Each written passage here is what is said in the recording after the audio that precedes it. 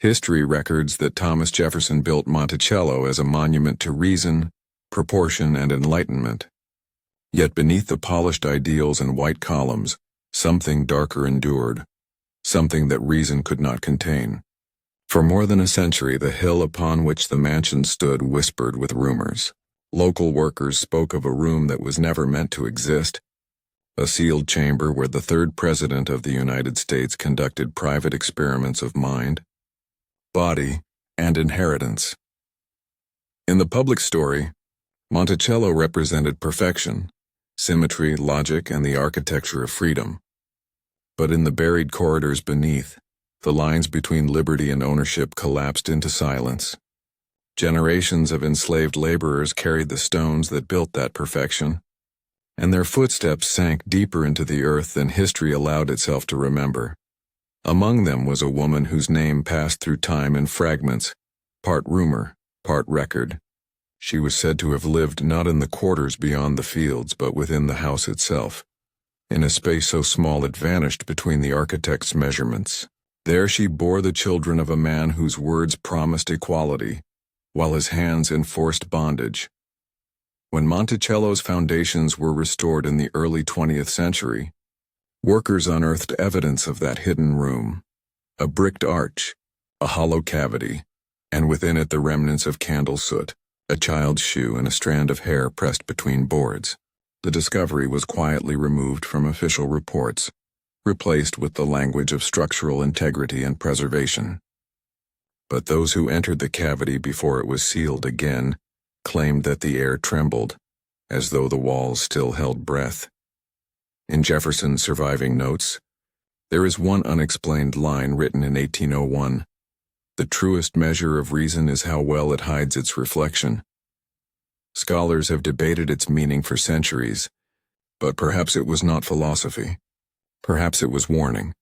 For even now, when the wind moves across Monticello's hill at night, locals say the windows flicker with light, not from within, but from beneath, and the house, though silent, hums softly with the memory of what it buried alive. When Jefferson died in 1826, his debts consumed almost everything he owned. Monticello was sold, its contents scattered. Yet among the estate records was a curious omission. One child listed without designation of mother or age. The entry was erased in later transcriptions, replaced by a faint ink blot shaped like a tear. Over time, fragments of oral history began to converge, stories whispered among descendants of the enslaved community. They spoke of a child who was neither free nor bound, raised within the mansion's walls, whose lineage carried the likeness of its master. That lineage was said to have endured, moving invisibly through the generations, blending into the nation like a secret vein of blood running beneath marble. Throughout the 19th century, certain families in Virginia bore an inexplicable resemblance to the Jefferson portrait. The same narrow jaw, the same gray-green eyes, the same air of private distance. Genealogists searching for proof encountered locked archives, missing parish registers, and letters torn in half. A pattern of deliberate erasure began to form. What could not be denied was quietly renamed. What could not be erased was buried under respectability. Yet every few decades the silence trembled. A birth certificate without a father's name, a photograph quietly removed from family albums, a minister's record rewritten in new ink. The truth hid in plain sight, shifting shape as the nation built its myth of freedom. In the 1890s, a university historian examining Jefferson's correspondence discovered a series of letters written in cipher, seemingly harmless reflections on agriculture and architecture. When decoded, they formed a genealogy that never appeared in public archives, a map of descendants tied by initials rather than names. At the bottom of the final page, Jefferson had written one line in French. Ceux que j'ai cachés construiront la République. Those I have hidden will build the Republic. The historian who found it destroyed his own notes before his death, but in his journal he confessed a final thought. We are all living inside his unfinished experiment. Among the surviving papers of Thomas Jefferson lies a small, plain-bound account book no larger than a man's hand. Historians refer to it simply as the ledger. It appears at first to be a list of agricultural expenses: tools, cloth, seed, labor. Yet several entries defy interpretation. Lines marked only with initials, amounts paid to unnamed individuals, and dates that coincide not with harvests or construction, but with births and deaths among the enslaved population. The handwriting shifts subtly on certain pages, as though two people had written within the same book, one with deliberate restraint, the other hurried, emotional, nearly trembling. Some entries are followed by small dots or geometric symbols rather than numbers. When the ledger was studied under ultraviolet light in the 1930s, faint inscriptions appeared between the lines. Fragments of phrases, written so lightly they had nearly vanished. Held below stairs, one reads, "Light never touched her face." Further in the book, a single word is repeated dozens of times: balance. Not in the financial sense, but as though it were mantra, obsession, or prayer. Jefferson had always described his architecture as the art of balance, symmetry of proportion and reason, but here the term felt moral, even punitive. The final pages bear the notation, "Balance restored July 4th. No year is given." When the ledger was catalogued by curators, they noticed its weight exceeded that of other volumes the same size. A thin metal plate was embedded in the back cover, engraved with the number 117. No other explanation was found. Some scholars believe the book was Jefferson's experiment in coded morality, an attempt to quantify sin against virtue through arithmetic. Others see it as an early record of his hidden family, preserved in numerical secrecy. Yet in the margin beside the final entry, a later hand had written something that does not belong to Jefferson's language at all. He kept his freedom in the numbers. Ours he buried in the walls. In 1937, at the height of the Great Depression, the Monticello Foundation hired a small team of archivists to recatalog Jefferson's surviving manuscripts. Among them was a woman named Eleanor Finch, a quiet scholar from Boston who had devoted her life to historical restoration. She was methodical, almost reverent, believing that preserving the past was an act of moral repair. Her first months were uneventful. Faded letters, brittle pages, the smell of paper dissolving into time. Then one evening, while sorting duplicates of plantation inventories, she noticed a series of documents bound out of order. The ink was identical, the penmanship perfect, yet each page carried a faint discoloration at the corner, the trace of moisture, as though the writer's hand had been trembling. At the bottom of one page, barely visible under the curvature of the binding, she saw the letter S. It was followed by another, then another, forming a name she recognized only from rumor: Hemmings. The rest of the line had been cut clean away, the fibers too precise to have been torn by age. Someone had deliberately trimmed the record as though removing a single vein from an otherwise perfect body. Eleanor began to cross-reference the page with Jefferson's known correspondence. Nothing matched. Yet, within a week she found additional fragments, initials that repeated across inventories, letters with faint smudges resembling fingerprints, and a small envelope sealed with a residue of red wax tucked behind a false divider. Inside was a folded sheet containing nothing but numbers: 117, 12, 4, 1802. For days, she could not sleep. The numbers followed her into dreams, echoing through the corridors of the archive, whispering in the shuffle of pages. She became convinced the documents were speaking in code, not only to record history but to disguise something buried within it. Before she could report her findings, her workroom was sealed for fumigation. When reopened a week later, every page she had marked was gone. After the disappearance of Eleanor Finch's documents, the Foundation declared her research inconclusive. She resigned quietly and left no public statement. Yet, in the basement archives of the Virginia Historical Society, a box bearing her initials, EF 1937, was later discovered. Inside were partial transcriptions, sketches of architectural blueprints, and a single notation written in trembling graphite. 1:17, lower than cellar. Built for silence, not for storage. Monticello's design had been studied endlessly, its symmetry praised as genius. But Finch had noticed something strange. The dimensions of the upper floors did not align with the foundations below. There was missing space, a narrow corridor that should not have existed, sealed behind plaster. In 1941, wartime preservation grants led to the first structural reinforcements of the estate. Workers uncovering a decayed beam beneath the wine cellar struck hollow stone. Behind it, a section of wall gave way to reveal a passage descending into darkness. The air that escaped was dry, preserved, and faintly sweet, the scent of cedar mixed with rot. At the end of the narrow stairway, the workers found a small chamber, no larger than a servant's quarters. The ceiling was low, the walls whitewashed but uneven, as if painted in haste. A single iron ring protruded from the center of the floor. Beside it, a child's shoe half-rotted, its stitching intact. No record of the discovery was ever published. The area was resealed under orders from the Foundation director, who dismissed it as a structural anomaly. Yet among the restoration crew, rumors spread, a faint humming in the sealed chamber, a rhythmic echo like breathing. One man refused to return, saying he had heard a woman's voice whisper his name from inside the wall. When a historian asked about the site years later, a custodian replied simply, "There was a room there once, but it wasn't meant for living."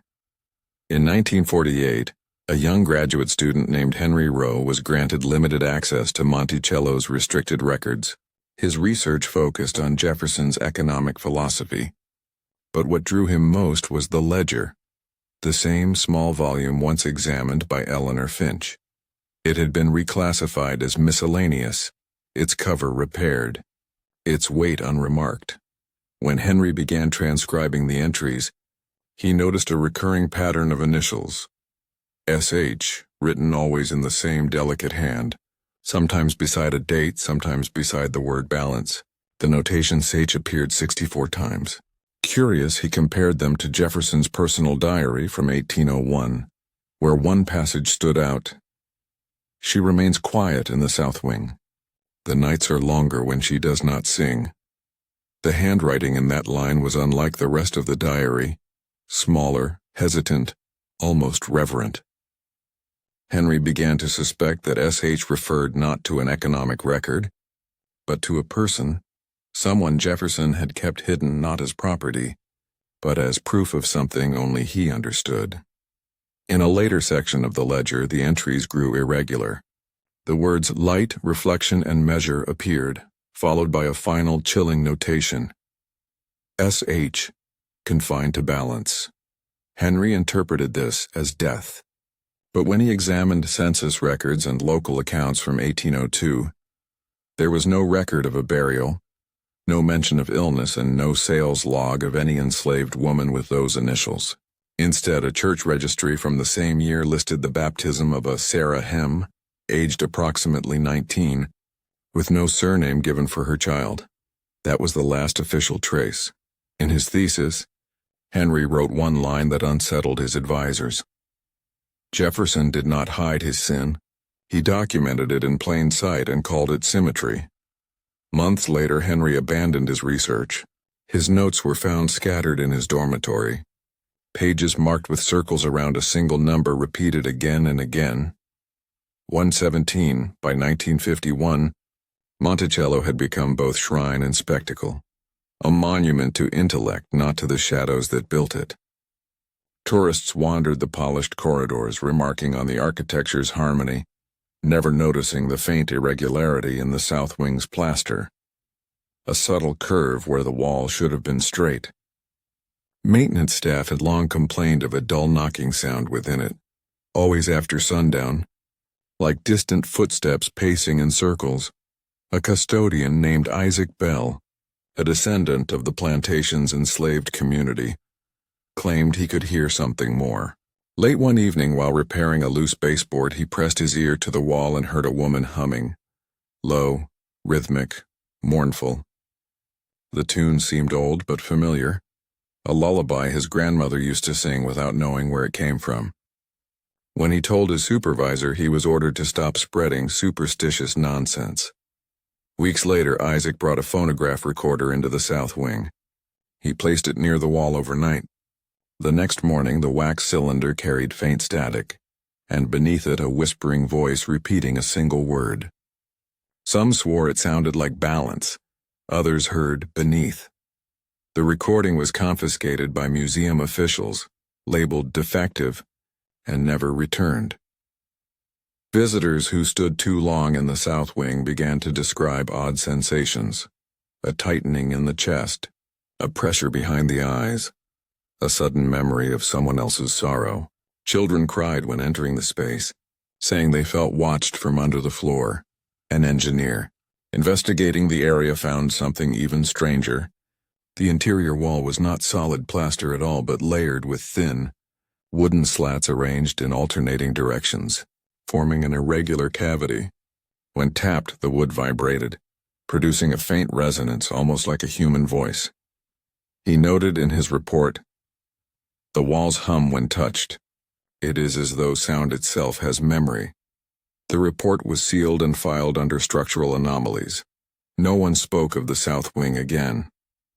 In 1953, during an exhibition celebrating Jefferson's architectural legacy, an unmarked roll of parchment was discovered in a university archive, a series of early drafts of Monticello's original blueprints.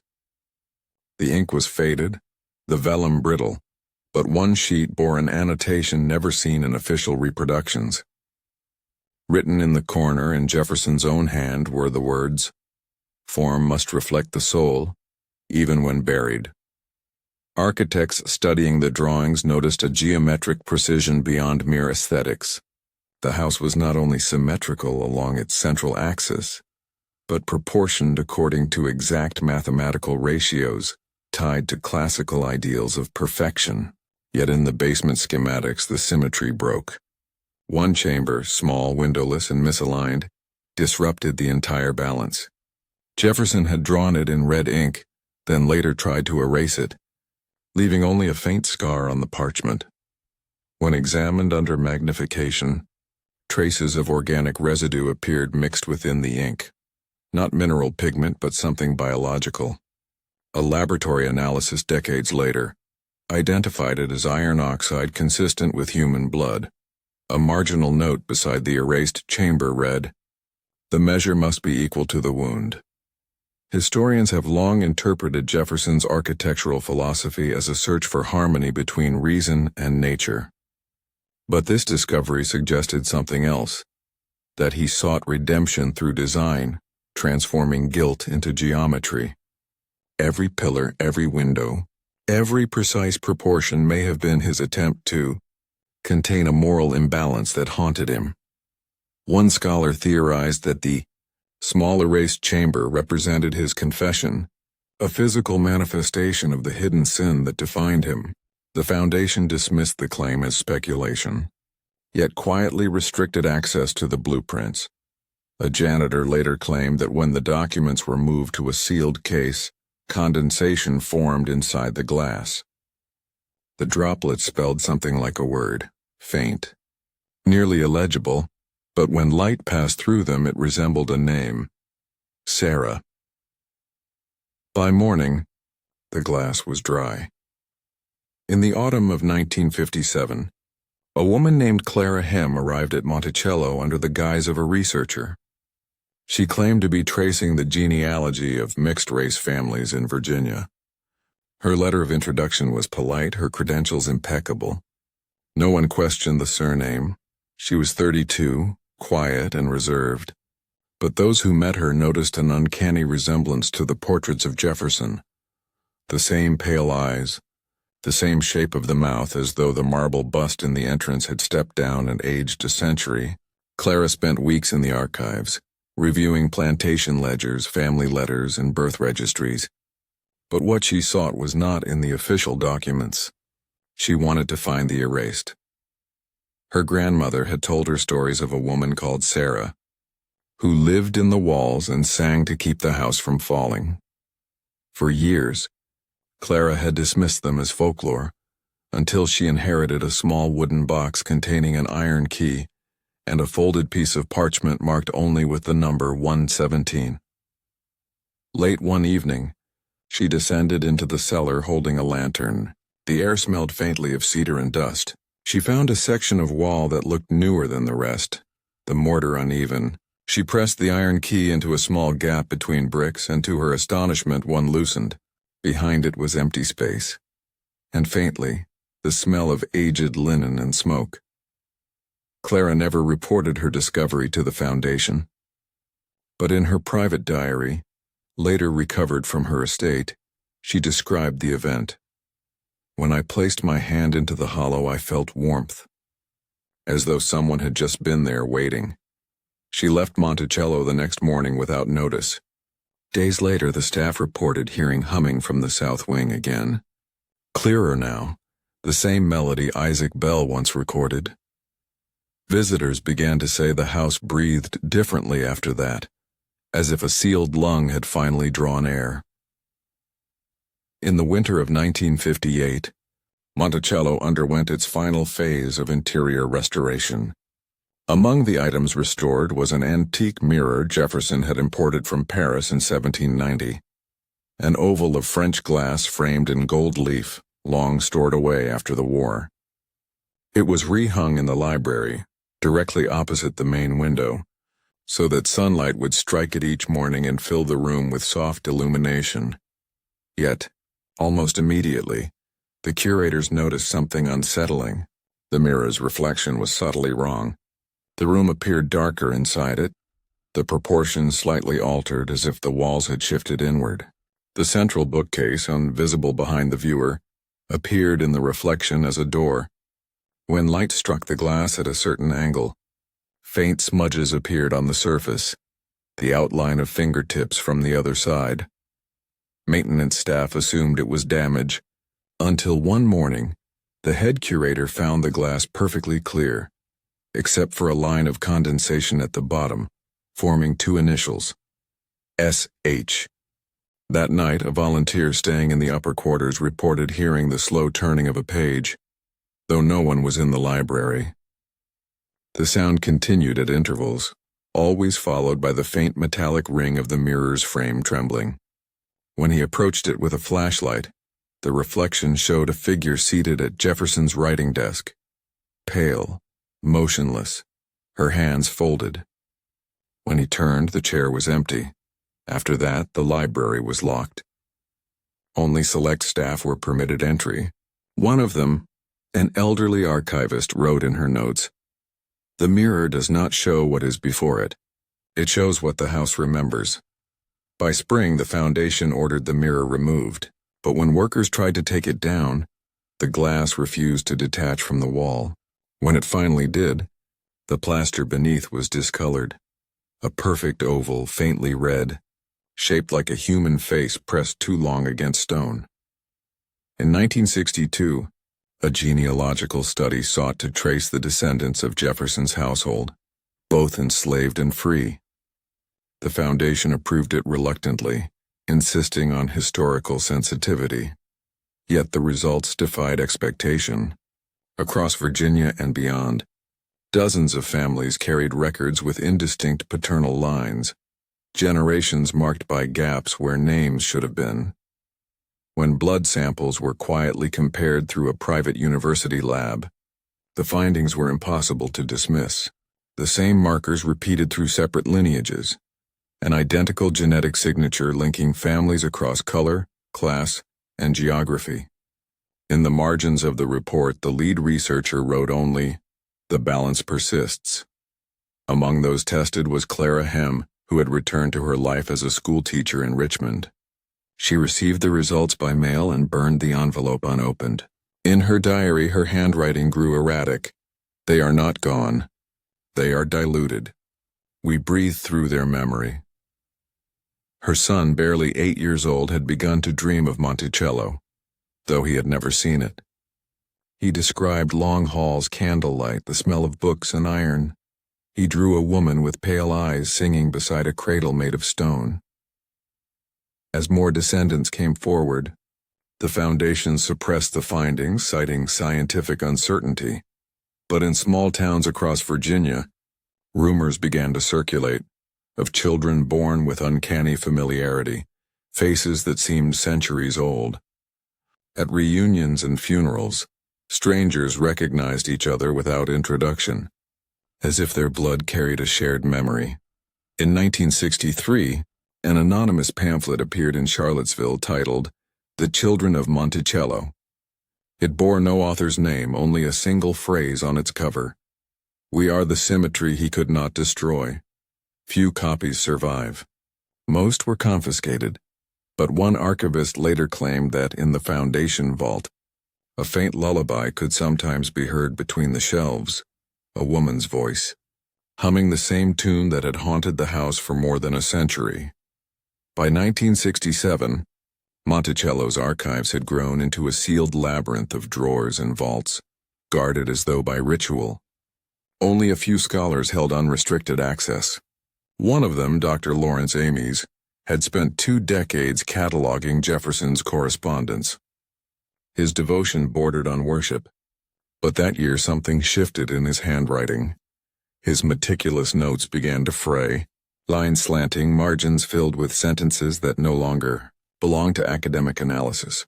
It began after he was tasked with reviewing the so-called miscellaneous records recovered from the South Wing. Restoration, among them the ledger. He found that page 117 had been glued to another sheet, as though someone had tried to seal it shut. When he carefully separated them, he discovered faint indentations beneath the ink. Not words, but impressions of someone writing on the sheet above it long ago. He shaded the paper with graphite. Slowly, a message appeared. "Do not unbalance the design. The room breathes when disturbed." Ames grew obsessed. He began sleeping in the archive, claiming he could hear soft knocking beneath the floorboards. His colleagues dismissed it as exhaustion, but his journal revealed something else. Long passages written in 2 alternating voices, one measured, the other pleading. He described dreams of a woman standing behind the mirror in the library, her reflection moving out of sync, whispering numbers that sounded like dates. He wrote that she asked him to finish the symmetry. In his final entry dated March 4, 1968, he confessed, "The ledger is not a record. It is an instruction. Every generation must contribute its balance." 2 weeks later, he was found collapsed in the archive, ink staining his hands, his pulse faint but steady. On the desk beside him lay the ledger, open to a page that no one remembered existing before. A blank sheet, save for a single new entry, written in a hand not his own. L.A., balance restored. After Dr. Ames's collapse, the Foundation locked the archives and sealed the ledger once more. Only one page number was cited in the incident report, 117. The staff refused to discuss it, but among those who had worked in the vault, the number took on a strange gravity. Some said the temperature dropped when they spoke it aloud. Others swore that the air itself seemed to thicken, as though the house were listening. When a visiting scholar from Yale requested access to the restricted collection, the Foundation denied it, citing unstable documentation. Yet he managed to acquire copies of Ames's earlier research. In his notes, the number 117 appeared not as an identifier but as a recurring pattern. The distance between pillars, the number of steps from the main hall to the cellar, the angle between certain structural supports. Jefferson had embedded it everywhere, a mathematical echo. The scholar began to suspect that 117 was not random, but the ratio by which Jefferson had measured atonement, a number representing moral equilibrium, repeated obsessively until it became architecture itself. Months later, the scholar vanished from his hotel. When police entered his room, they found every page of his notes arranged in a spiral on the floor. In the center lay a fragment of plaster, faintly imprinted with fingerprints. Written on the wall above the bed in charcoal were the words, "117 is not a number. It is a door." Back at Monticello, restorers examining the south wing discovered hairline cracks along the sealed chamber's perimeter. They resealed it quietly, refusing public comment. But one worker, interviewed years later, recalled hearing a faint rhythmic tapping while he applied the plaster. He mimicked the pattern from memory. One tap, pause, one tap, pause, then 7 in succession. It was the same rhythm, found in Jefferson's personal notes on musical composition. A pattern he called the measure of silence. That phrase appears again only once in his surviving papers, beside a line crossed out in red ink. When silence becomes perfect, the design will breathe again. On the night of April 13, 1971, Jefferson's birthday, a fire broke out in the Monticello Foundation's lower archive. The blaze started without warning, consuming a section of shelving that housed restoration logs, correspondence, and photographic negatives. Sprinklers failed to engage. By the time firefighters arrived, the air inside the vault shimmered with smoke and chemical light. Official reports listed the cause as electrical malfunction. But witnesses told another story. They described hearing a deep, resonant hum moments before the first flames appeared, a vibration that made the plaster tremble, as though the house itself exhaled. When the smoke cleared, one section of wall had buckled outward. Behind it, faint outlines of bricks arranged in a narrow arch were visible, a sealed passage that hadn't been on any blueprint. The fire had burned in a perfect circle, sparing everything beyond a 12-foot radius. Within that circle, nothing remained. Not the shelves, not the floorboards, not the catalog files. But in the center of the ash was a single object untouched by flame. The ledger, its leather darkened but unscorched. When the chief archivist retrieved it, he found that page 117 had changed again. Where there had once been faint writing, there now appeared a new line in thick, uneven ink. The balance holds. The fire was never meant to destroy. The archivist, trembling, ordered the book locked in a steel case. Yet in the weeks that followed, strange things occurred throughout the estate. Temperature shifts, the scent of burned cedar drifting through sealed rooms, and the sound of faint footsteps pacing where the fire had started. The foundation called it coincidence. But one night watchman, a veteran named Samuel Price, resigned abruptly after writing a single note in the duty log. The flames made no heat. They were only light, and something inside it was singing. The fire was supposed to have ended it. Yet in the months after, the archivist discovered that the destruction had uncovered something older, something buried beneath the very foundation of Monticello's east wing. During the reconstruction process, while clearing debris from the fire vault, a work crew struck a hollow sound beneath the marble flooring. Removing the slab revealed a narrow shaft lined in brick leading into blackness. Inside was a sealed iron chest. The chest bore no lock, only a rusted latch and the engraved initials TJ followed by a smaller pair, SH. The hinges gave way with a soft metallic sigh. Inside were thin vials wrapped in wax cloth, each filled with what appeared to be blood.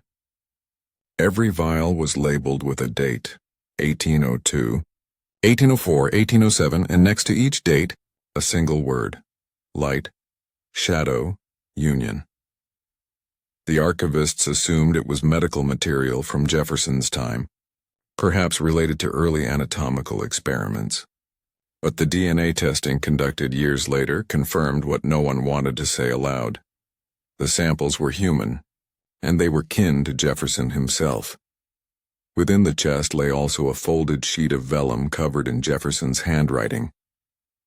The letter read, "The mirror opens not upon image but inheritance. The flesh remembers more than reason would allow. Let no light expose what the blood conceals." It was unsigned. The foundation immediately sealed the find under non-disclosure. But rumors leaked.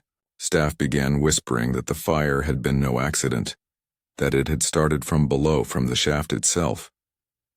And at night, those who patrolled the east wing claimed to hear faint dripping, a rhythmic patter like water.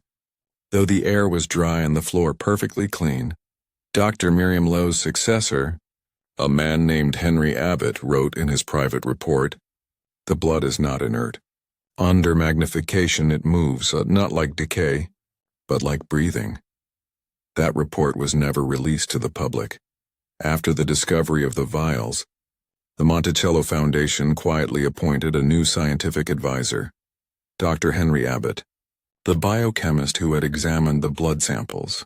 At first, Abbott dismissed the reports of movement in the cells as artifacts of decomposition.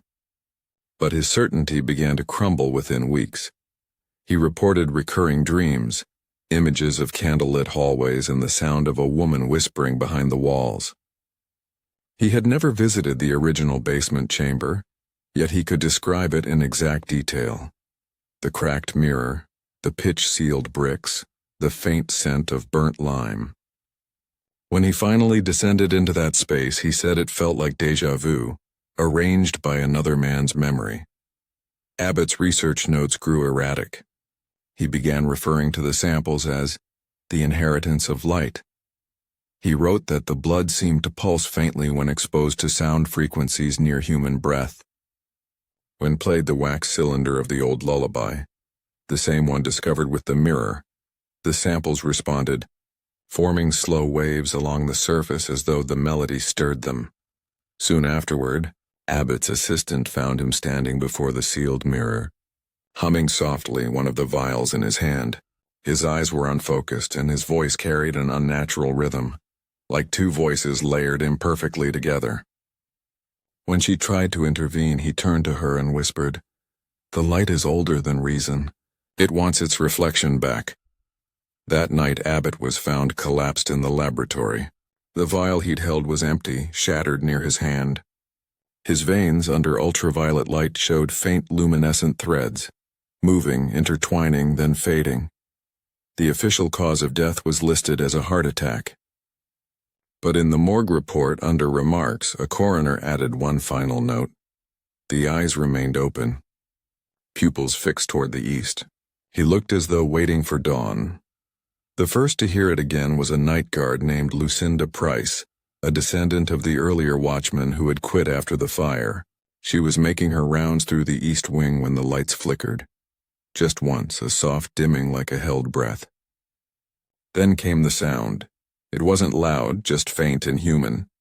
A lullaby sung off-key but with a strange tenderness. The words were indistinct, older than English, yet they filled the empty corridors like perfume.